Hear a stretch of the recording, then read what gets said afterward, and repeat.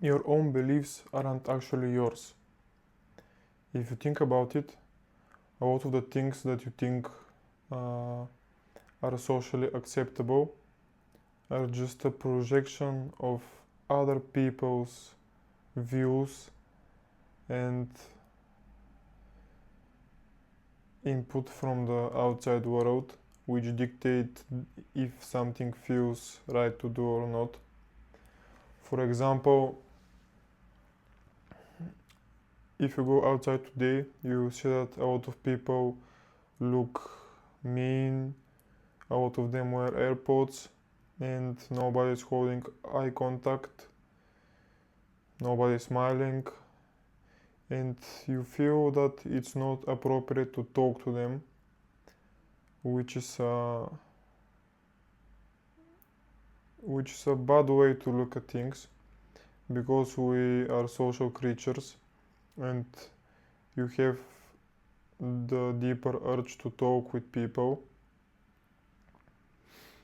And you have noticed that when you feel sad or you're under the weather and you want to close down and don't talk with anybody, and you try to lie to yourself that you feel better that way, when you suddenly just talk to maybe a family member or some of your friends, you will instantly feel better.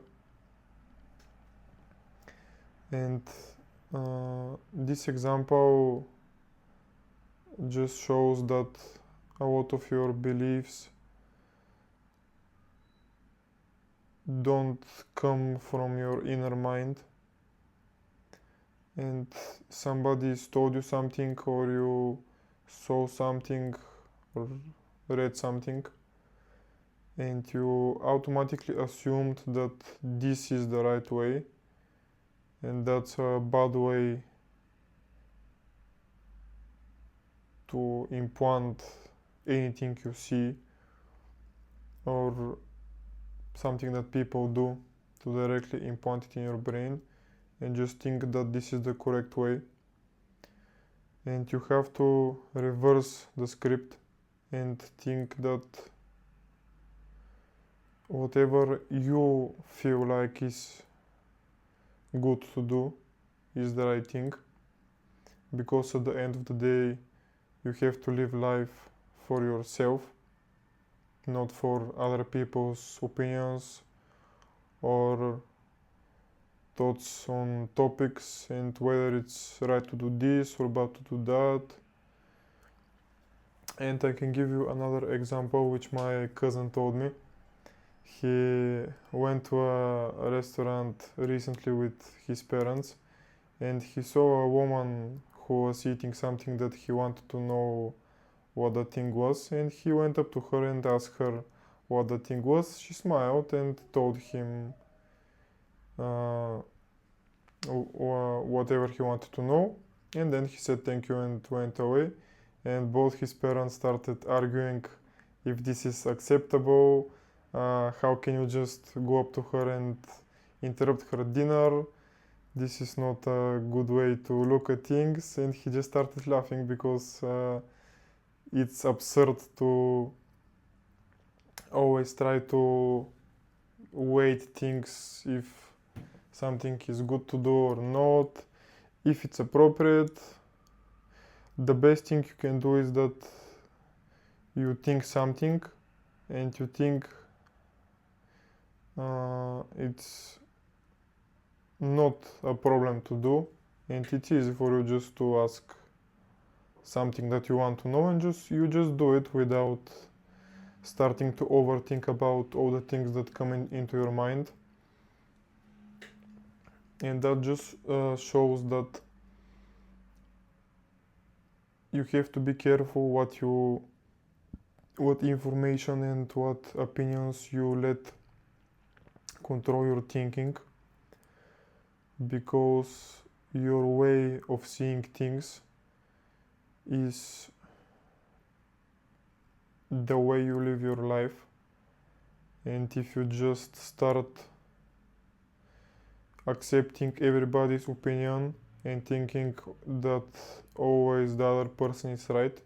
You will just start barricading yourself and overthink every little situation and start to think that this person said that, the other one said this, and you will start feeling trapped inside your own brain, and you feel unnatural because you're suppressing your inner emotions and your inner truth, which is the most important thing that you have to consciously know and display to everybody without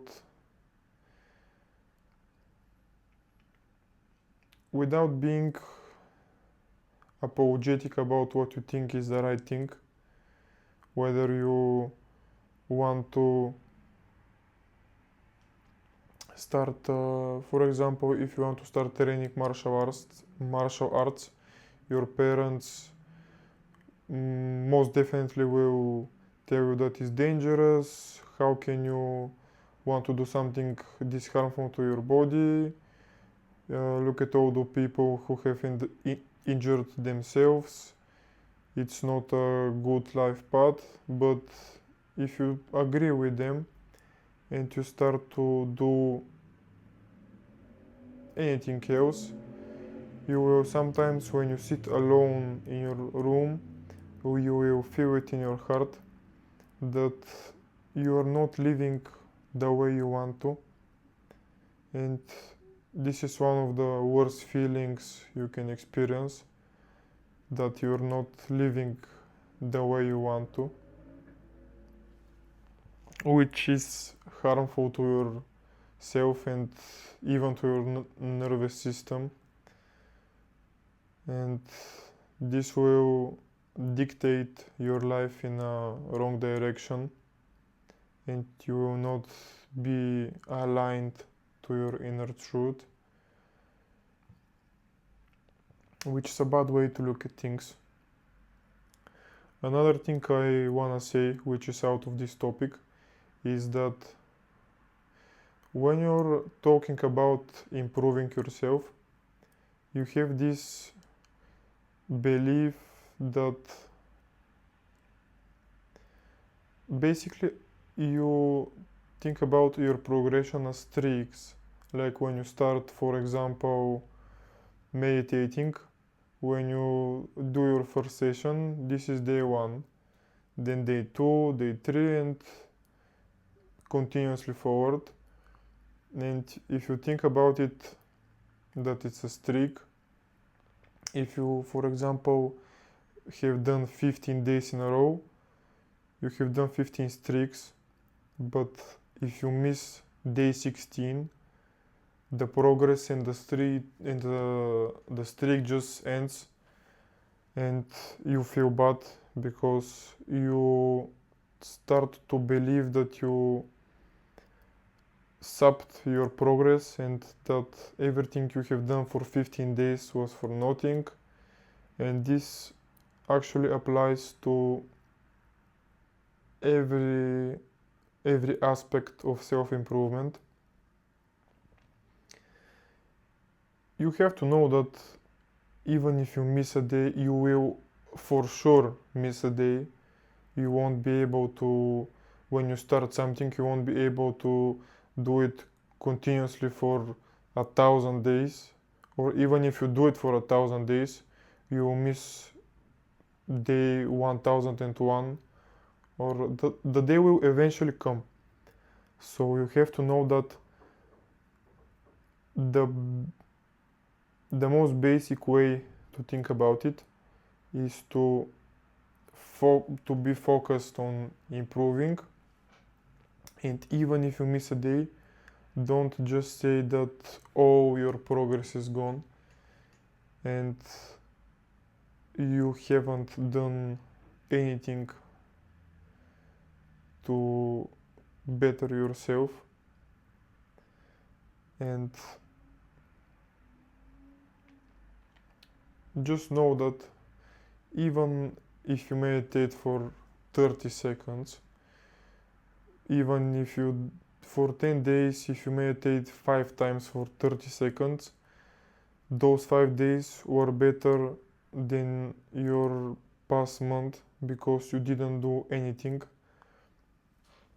And you just have to know that every single action you take, it always compounds. And just aim for perfection. Don't try to achieve it no matter the cost.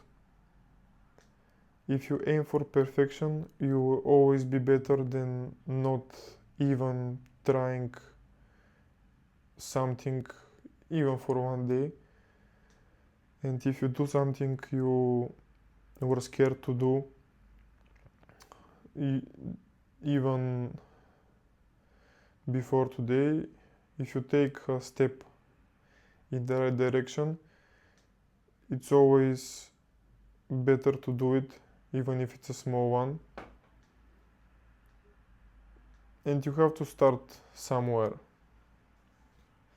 I don't even know if I explained it in a good way, but I hope you understood my points.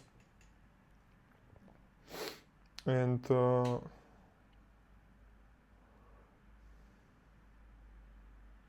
just be grateful for what you have, and don't stop trying, because the man who tries eventually wins. Even if you lose 1000 times, you will eventually win.